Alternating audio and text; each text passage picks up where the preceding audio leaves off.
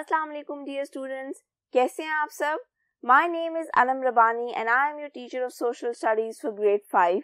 बच्चों, हम पढ़ रहे थे chapter number 10 about information communication. So let's continue with our chapter. तो बच्चों, आज हमने बात करनी है एडवर्टाइजमेंट की, यानी कि इश्तिहार की। An audio or visual form of communication used to promote or sell a product or a service।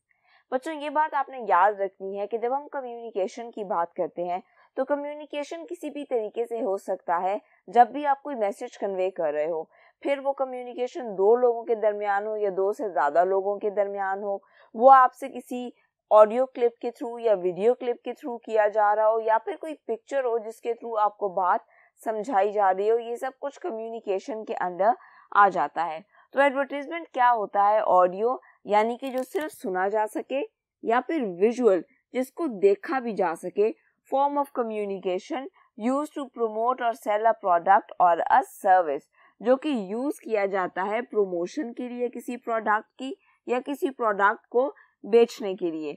जैसा कि आपने अक्सर देखा होगा कि जब आप ट्रैवल भी कर रहे होते हो तो रोड्स की साइड्स पे बिल बोर्ड्स लगे हुए होते हैं, उन पर डिफरेंट एड्स लगे हुए होते हैं, कभी किसी शैम्पू के, कभी किसी सोप के, कभी किसी खाने पीने की चीज़ के। तो ये सब कुछ किया जाता है एडवर्टाइजमेंट में। एडवर्टाइजमेंट कंपनीज भी आजकल बहुत ज़्यादा चली हुई हैं, क्योंकि जितनी ज़्यादा किसी चीज़ की एडवर्टाइजमेंट अच्छी होती है उतनी ही ज़्यादा वो चीज़ बिकती है। अब आपने देखा होगा कि end of the season sales भी लगती हैं, तो उनकी भी एडवर्टाइजमेंट की जाती है, बड़े बड़े बिल बोर्ड्स लगाए जाते हैं ताकि लोगों का इस तरफ ध्यान जाए और वो प्रोडक्ट खरीदने की तरफ आए। Do not mention the negative aspect of the product. लेकिन एडवर्टाइजमेंट्स की एक बात ये होती है कि वो आपको प्रोडक्ट का नेगेटिव एस्पेक्ट नहीं बताती, यानी कि आप जो प्रोडक्ट खरीदने जा रहे हो या जिस प्रोडक्ट की एडवर्टाइजमेंट की जा रही है उसके साइड इफेक्ट्स क्या होंगे, ये चीज़ आपको एडवर्टाइजमेंट में नहीं बताई जाती। फॉर एन एग्जांपल, अगर किसी मेडिसिन की एडवर्टाइजमेंट की जा रही है तो आपको उसकी पॉजिटिव साइड्स तो बताई जाएंगी, लेकिन आपको ये नहीं बताया जाएगा कि उस मेडिसिन के नेगेटिव इफेक्ट्स क्या आ सकते हैं।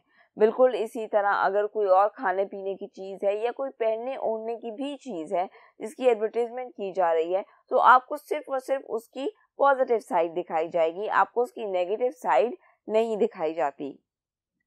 Can be in the form of a visual representation, a jingle और ड्रामेटाइजेशन। अब एडवर्टाइजमेंट मुख्तलिफ फॉर्म्स में की जा सकती है। It could be a visual representation, यानी कि विजुअली अगर आपको कोई चीज़ दिखाई जा रही हो।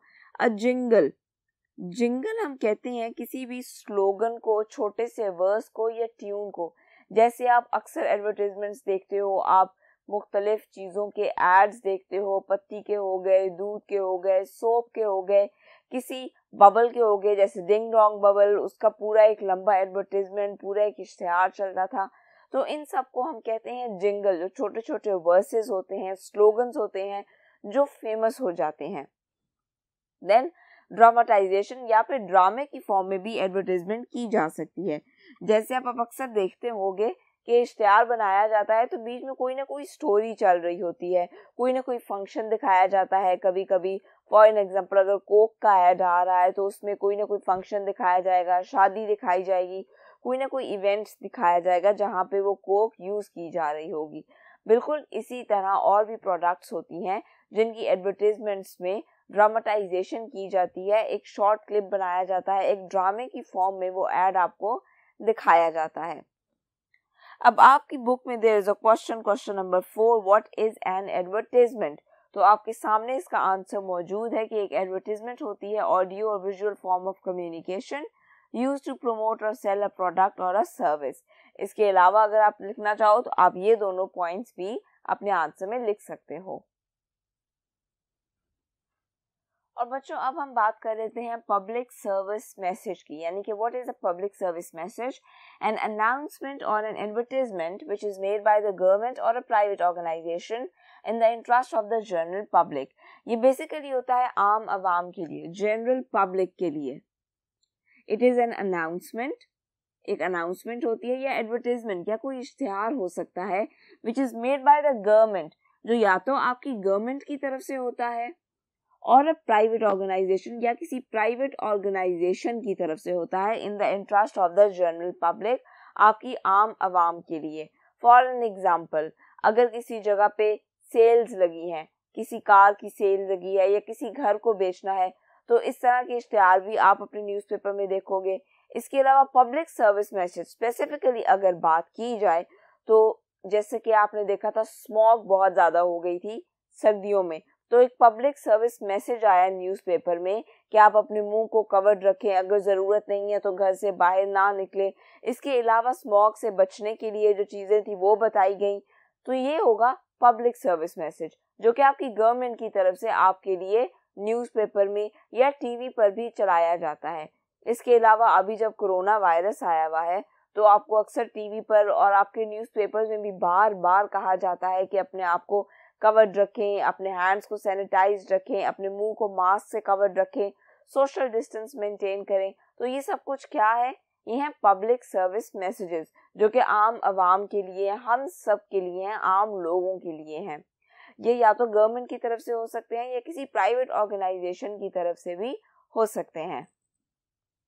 इसका ऑब्जेक्टिव क्या होता है, मतलब इसका मकसद क्या होता है? To create awareness among the people, among the public, यानी कि लोगों के अंदर अवेयरनेस क्रिएट करना, आगाही क्रिएट करना, and to make them realise their responsibilities, और उनको उनकी जिम्मेदारियों का एहसास दिलाना। फॉर एन एग्जाम्पल, अगर टीवी पर कहा जाए कि आप सब एक एक पौधा लगाएं, तो ये आपकी एक जिम्मेदारी है कि आपने अपने एनवायरनमेंट का ख्याल रखना है। तो ये आपकी गवर्नमेंट भी आपको कहेगी कि आप अपने एनवायरनमेंट का ख्याल रखें और प्लांटेशन ज़्यादा से ज़्यादा करें। तो ये आ जाएगा अवेयरनेस के अंडर कि आपको आगाह किया जा रहा है कि ज़्यादा से ज़्यादा प्लांट्स लगाने की ज़रूरत है। और फिर ये आपकी रिस्पॉन्सिबिलिटी भी है कि बीइंग अ सिटीजन आपने अपने मुल्क का ख्याल रखना है, आपने अपनी सोसाइटी का ख्याल करना है, आपने अपने एनवायरनमेंट का ख्याल करना है। बिल्कुल इसी तरह कोरोना वायरस से रिलेटेड भी अवेयरनेस क्रिएट की गई। फिर आपको सोशल डिस्टेंसिंग का बार बार कहा जाता है ताकि आपको ये याद रहे कि ये आपकी रिस्पॉन्सिबिलिटी है कि आपने कोरोना वायरस से बचना है और दूसरों को भी बचाना है। अब आपकी बुक में क्वेश्चन नंबर 8 है कि आपने कोई से पब्लिक सर्विस मैसेजेस जो आपने न्यूज़पेपर्स में या टीवी पर भी देखे हो वो मेंशन करने हैं। वो आपकी बुक में भी मेंशन्ड है, आप वो भी लिख सकते हो। और अगर आप कुछ और लिखना चाहो, कोई डिफरेंट पब्लिक सर्विस मैसेजेस, तो आप वो भी लिख सकते हो। अब हम आ जाते हैं difference between opinion and fact, कि एक ओपिनियन और फैक्ट में क्या डिफरेंस होता है। सो fact is a truth and it can be proven. Fact एक सच होता है, आप उसको चेंज नहीं कर सकते और आप उसको प्रूव भी कर सकते हो। फॉर एन एग्जाम्पल, आपको एक बात पता लगी है जो कि बिल्कुल फैक्चुअल है, उसमें फैक्ट्स एंड फिगर्स एडेड हैं, वो एज इट इज बताई गई है, दैट इज अ फैक्ट। किसी जगह का एरिया बताया गया है, दैट इज अ फैक्ट। किसी चीज की लेंथ बताई गई है, दैट इज अ फैक्ट। आप उसको मैयर भी कर सकते हो, इट कैन बी प्रूवन, आप उसको प्रूव भी कर सकते हो। लेकिन ओपिनियन डिफरेंट होता है, आप अपने ओपिनियन को प्रूव नहीं कर सकते, करोगे भी तो उसमें आपका एक ओपिनियन शामिल होता है, आपकी एक अपनी सोच शामिल होती है जो कि सही भी हो सकती है, जो कि गलत भी हो सकती है। ओपिनियन में सब्जेक्टिविटी आ जाती है। हमने पिछले लेक्चर में ऑब्जेक्टिविटी की बात की थी। ऑब्जेक्टिविटी क्या है कि आप किसी चीज में अपना ओपिनियन शामिल नहीं करते, आप ये नहीं बताते कि मैं उस चीज के बारे में क्या सोचती हूँ, आप चीज को एज इट इज बता देते हो। सब्जेक्टिविटी ये होती है कि आप उसमें अपना ओपिनियन भी शामिल करते हो। तो फैक्ट और ओपिनियन में क्या फर्क आ जाता है कि फैक्ट होता है ऑब्जेक्टिव, उसमें आपका ओपिनियन शामिल नहीं होता। ओपिनियन होता है सब्जेक्टिव, उसमें आपकी सोच, आपका बिलीफ शामिल होता है। बच्चों, अब हम कर लेते हैं आपका वर्क पेज जिसमें बहुत ही आसान MCQs गिवन है और हमने उनको डिस्कस करना है। So the first MCQ, information conveyed on social media is, यानी कि सोशल मीडिया पे जो इंफॉर्मेशन हम तक पहुंचाई जाती है that is always accurate, हमेशा सही होती है, never correct, कभी सही नहीं होती, not always reliable, ये उस पर हमेशा रिलाई नहीं किया जा सकता, वो गलत भी हो सकती है, वो सही भी हो सकती है। तो the best answer is not always reliable. Always accurate हमने बात की, हमेशा करेक्ट नहीं भी हो सकती, नेवर करेक्ट ज़रूरी नहीं है कि हमेशा ही गलत हो। सो नॉट ऑलवेज रिलायबल मतलब कभी सच्ची होती है और कभी झूठी। दूसरा MCQ, which of the following is not a form of print media. तो इन तीनों में से कौन सी ऐसी चीज़ है जो कि प्रिंट मीडिया के अंदर नहीं आती। तो मैगजीन्स आ जाते हैं प्रिंट मीडिया में क्योंकि वो प्रिंट किए जाते हैं, लीफलेट्स प्रिंट किए जाते हैं, लेकिन रेडियो प्रिंट नहीं किया जाता। रेडियो इलेक्ट्रॉनिक मीडिया के अंदर आता है, not under print media. Then MCQ number 3, the cheapest form of information is provided by. तो हमने पढ़ा था कि newspapers are the cheapest form of information. Journals भी कंपैरेटिवली महंगे होते हैं और मैगजीन्स भी कंपैरेटिवली महंगे होते हैं। सबसे सस्ता क्या होता है? न्यूज़पेपर।